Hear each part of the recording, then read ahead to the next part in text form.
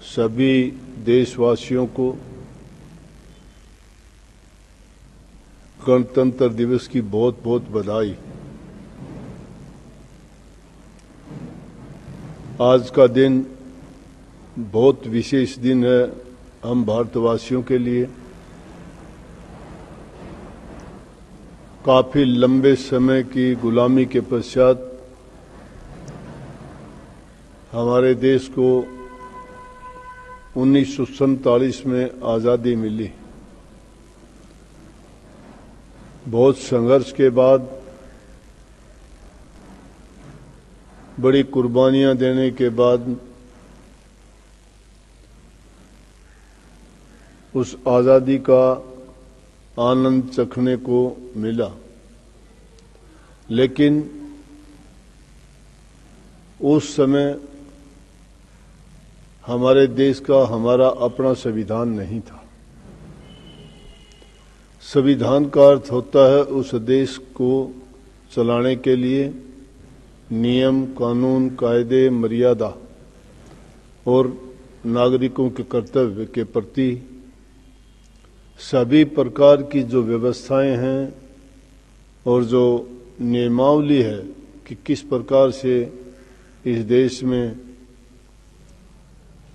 हमारे अधिकार होंगे और क्या हमारे कर्तव्य होंगे और उनका किस प्रकार पालन करना चाहिए। उस एक संविधान रूपी बहुत बड़े ग्रंथ में इन सब चीज़ों का संकलन किया और वो 2 साल के पश्चात लगभग 26 जनवरी 1950 को लागू हुआ। आज उसको लागू हुए 72 साल हो गए। ये 72वां गणतंत्र दिवस हम मना रहे हैं। इस दिन हमारे देश में अलग अलग राज्यों से, क्योंकि संघीय प्रणाली है हमारी, सभी देश की राजधानी दिल्ली में हमारा राष्ट्र ध्वज फहराया जाता है। उसके पश्चात सेनाओं का मार्च और जो विशेष रूप से हमने उन्नति प्रगति देश में की है उन चीज़ों का झांकियां और झलकियां दिखाई जाती हैं। जो नागरिक अलग अलग क्षेत्रों में जिन्होंने शौर्य प्राप्त किया है, चाहे वो सेना में है, चाहे वो विद्यार्थी स्कूलों में है, चाहे वो आम नागरिक सामाजिक जीवन में जिन्होंने कोई विशेष सेवा, कोई खास अवसर पर कोई खास जो कर्तव्य निभाए हैं, तो उनको पुरस्कृत किया जाता है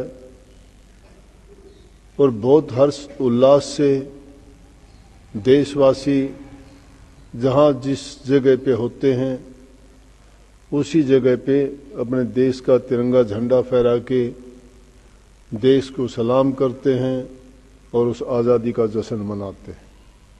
तो आज वो दिन है और इस दिन का राष्ट्रीय अवकाश भी घोषित है। सभी स्कूल, कॉलेज, संस्थाएं जितनी होती हैं सब इसलिए उनको अवकाश का दिन घोषित किया कि ताकि वो इस जश्न को बड़ी खुशी से मना सकें। ये आज का एक महान पर्व कहा जा सकता है और हमारे लिए बहुत ही खुशी और आनंद के पलों से भरा हुआ दिन है। इसलिए इसको हम मनाते हैं। अब रही बात सत्संगों की। हमारे लिए वैसे तो हर दिन नया होता है।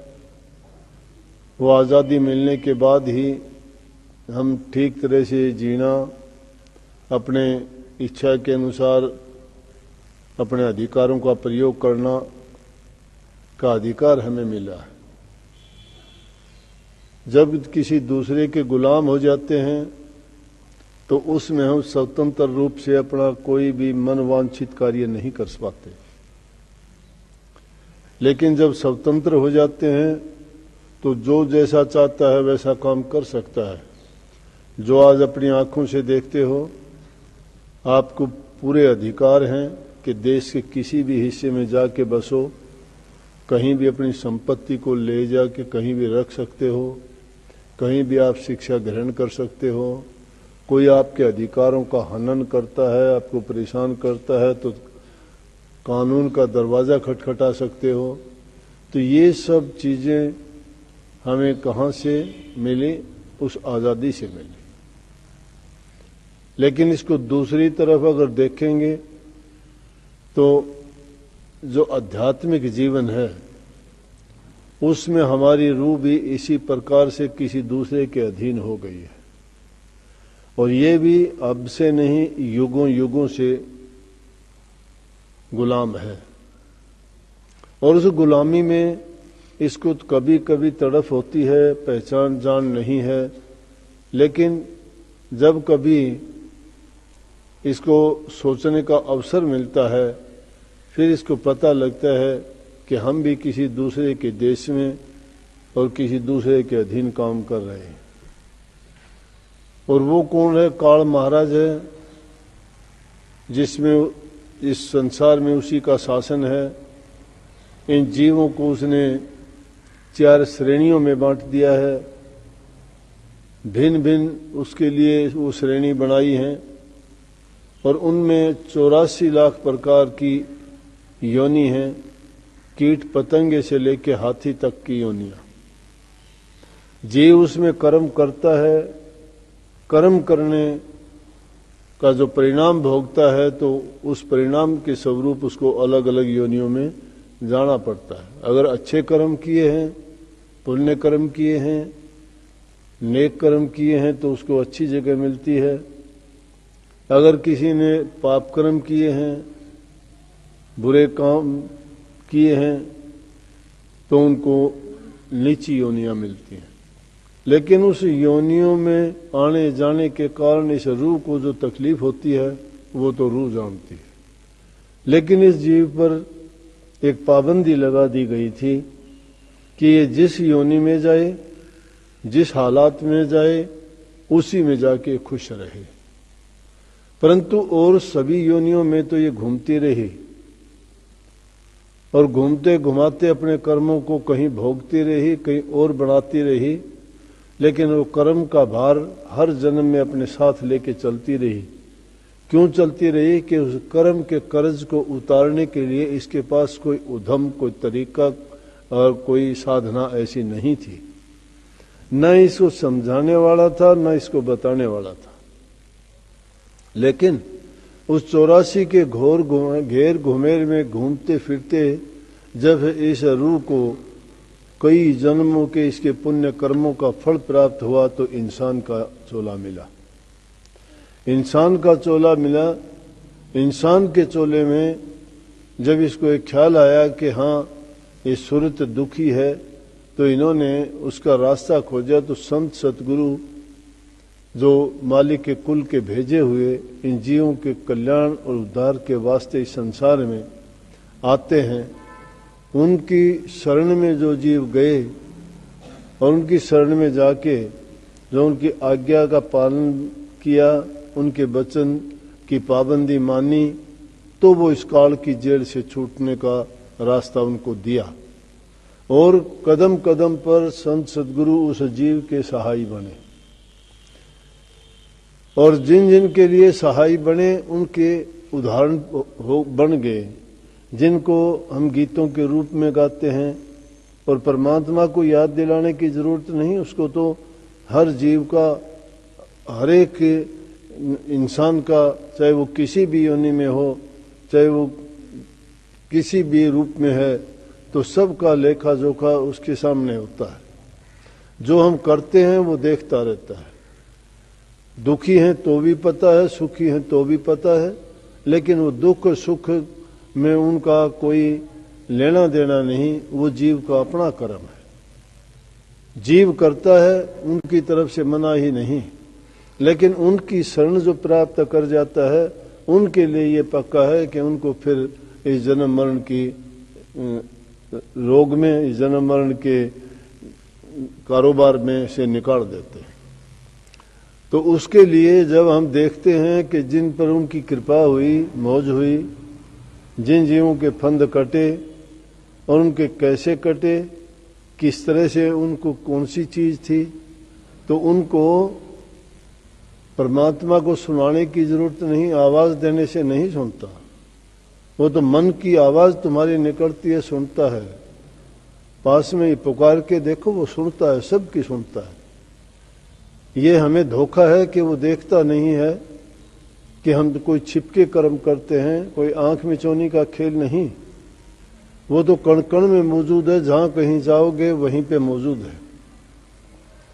तो उनके सामने कुछ छिपाया ही नहीं जा सकता। उनको ऊंची आवाज में रुके देके, आवाज देके उनको सुनाने का प्रयास ना किया जाए। कोई ज्यादा जोर जोर से आवाज लगाता है तो खुदा बहरा नहीं है। महापुरुषों ने जिसके लिए कहा है कि कंकर पत्थर जोड़ के मस्जिद नहीं बना, तब में मुल्ला बांग दे क्या बहरा हुआ खुदा। कि कंकर पत्थरों के कहीं मस्जिद बनाई, मंदिर बनाए। ये तो मस्जिद की बात कही।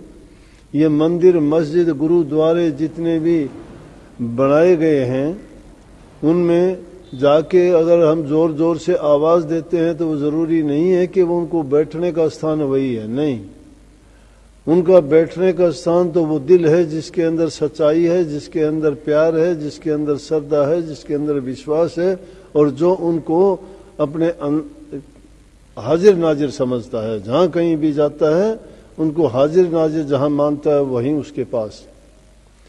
उनमें जाके ये ऊंची आवाज देना उसको सुनाने की बात नहीं है। उसको अगर सुनाना ही चाहते हो तो मन की आवाज सुनाओ, मन की आवाज मन के अंदर पैदा करो। लेकिन जब मस्ती में आई, संतों ने, महात्माओं ने, फकीरों ने, जो उसके आशिक थे प्रभु के, वो नाम के आशिक थे, जो जो उनको याद आई और जो जो कभी कभी उनको ऐसी परेशानियां हुई तो उन्होंने मालिक को याद करके अपनी अवस्था दिखाई कि देखो मैं भी दुखी हूं, मेरी ओर भी आप तनक के थोड़ा ख्याल करो, मेरे भी इन दुविधाओं को, परेशानियों को मिटाओ।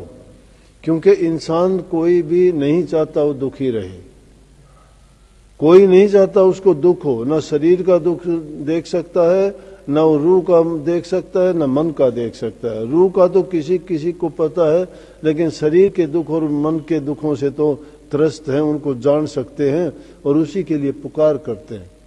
इसीलिए ये वाणी मीराबाई की जो थी उसमें कितने उन्होंने उदाहरण दे के बात कही, और वो भी इसी प्रकार से जब उस दुख में थी। क्योंकि जगत और भगत की बात एक दूसरे के विरोधी होते हैं। वो प्रभु की ओर चलते हैं, वो दुनियादारों की ओर उनका अलग रास्ता होता है। वो त्याग का रास्ता है, वो लाग का रास्ता है। संसारी लाग से बंधे हुए होते हैं, लेकिन जो प्रभु के भगत होते हैं वो त्याग को मानते हैं, उन चीजों को। तो एक दूसरे के रास्ते भिन्न हैं दोनों के। तो जब कोई प्रभु की ओर चलता है तो दुनियादारी के लोग उनको तरह तरह की बातों की बाधाएं बना के परेशानियां खड़ी करते हैं, दुख देते हैं, तानेबाजी करते हैं और उनको उसके रास्ते से भटकाने का प्रयत्न करते हैं। जब ऐसा करते हैं तो वो अपने मालिक को, अपने इष्ट को याद करते हैं। क्योंकि दुनिया को तो उन्होंने देख लिया कि कोई सच्चा साथी, सच्चा सहारा नहीं। यहाँ तो सब धोखे और कपट की बात करते हैं, यहाँ तो सब अपने स्वार्थ और लालच की बात करते हैं, यहाँ तो सबको अपनी अपनी पड़ी है, दूसरे के लिए कोई चिंतित नहीं है। लेकिन वो जो हमारा खुदा है, मालिक है, वो सब के ऊपर ध्यान करता है, सबको उसका सहारा है, तो वो सबकी देख रेख वही करता है, सबकी संभाल करता है। लेकिन कोई सच्चे दिल से पुकार करे तो उनको वो पल में आके संभाल लेते हैं, और जो जैसा है उसको जिस तरह से याद करता है। कही है कि जो कोई भजे भजू में वा को हूं दासों का दास, कि जो मुझे जिस प्रकार से भजता है मैं उसी प्रकार से उसके सामने हाजिर हो जाता हूं। अगर सच्चे दिल से तुम उसको याद करते हो तो वो उसी प्रकार से आ जाएगा, उसी प्रकार से आके तुम्हारे सामने प्रकट होगा। वो तो हमारे अपनी श्रद्धा का परिणाम है कि हमारा श्रद्धा और प्यार कितना है उनके साथ में। तो जब ये वाणी मीरा जी की है तो उनके साथ भी बहुत ऐसी घटनाएं हुई थी। उन्होंने तो बचपन से ही श्री कृष्ण जी के रूप में सब कुछ उनको मान लिया था। जैसे हमारे राधा स्वामी मत में वाणी आती है स्वामी जी महाराज की कि राधा स्वामी मात पिता पति मेरे, राधा स्वामी चरणन सुख घनेरे, राधा स्वामी बिना कोई नहीं बाचे, राधा स्वामी है गुरु सतगुरु सांचे, राधा स्वामी दया करें जिस जन पे, सोई बचे सबद धुन सुन के, दीन दयाल जीव हितकारी, राधा स्वामी पर छिन छिन बलिहारी।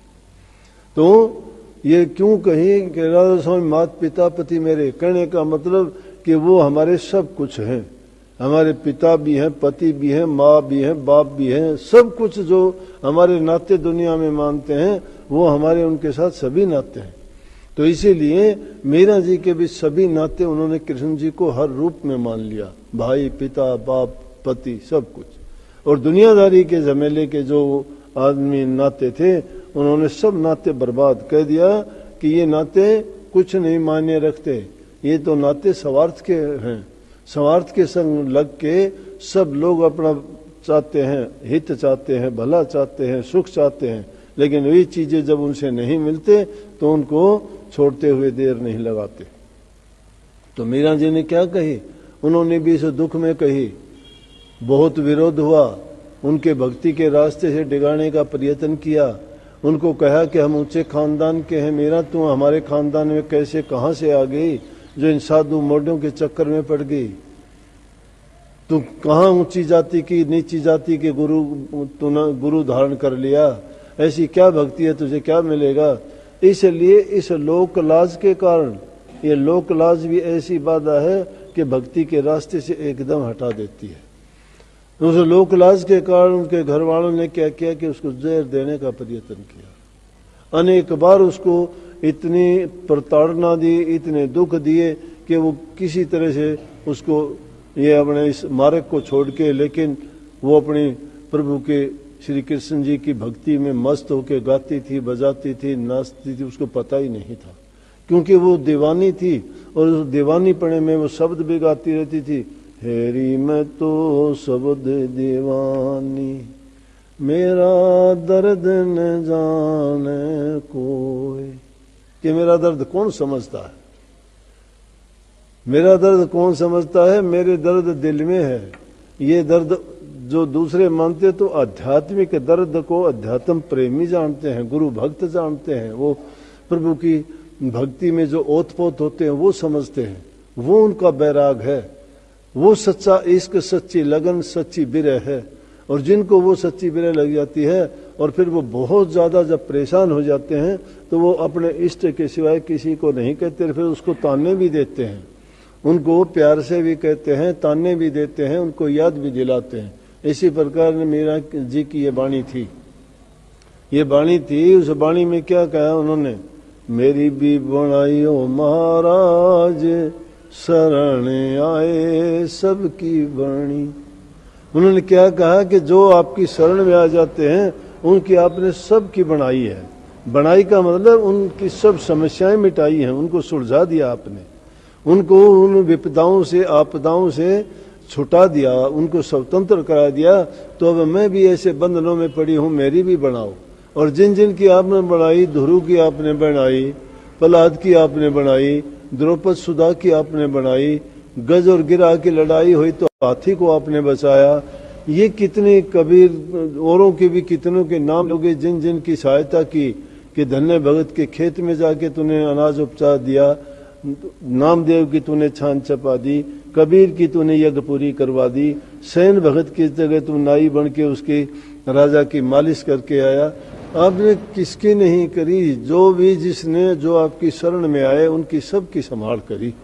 तो मैं भी आपकी शरण हूं, मैं कोई गैर नहीं हूं, इसलिए मेरी भी बनाओ, मेरी भी संभाल करो और मुझे भी इन दुष्टों से जो मुझे परेशान करते हैं, मुझे आप उन परेशानियों से निकालो। तो ये वाणी बिरह की जो निकलती हैं, ये जो बोलने वाला है वो जानता है या ऐसी घटनाएं जिसके साथ घटित होती हैं वो जानता है। ये दुनियादारी के लोग तो ऐसे हैं कि को मूर्ख समझते हैं, बेवकूफ़ समझते हैं भक्तों को, सोचते हैं कि इनको कुछ ज्ञान नहीं, कुछ पता नहीं, ये तो ऐसे ही हैं। लेकिन दुनियादारी के जो उल्टे सीधे कर्म करते हैं, शराब पीते हैं, जुआ खेलते हैं, मांस मछली खाते हैं, उनको कहते हैं कि ओह ये बड़े एडवांस हैं, ये बड़े एडवांस हैं, सभ्य हैं, ये सिविलाइज्ड हैं।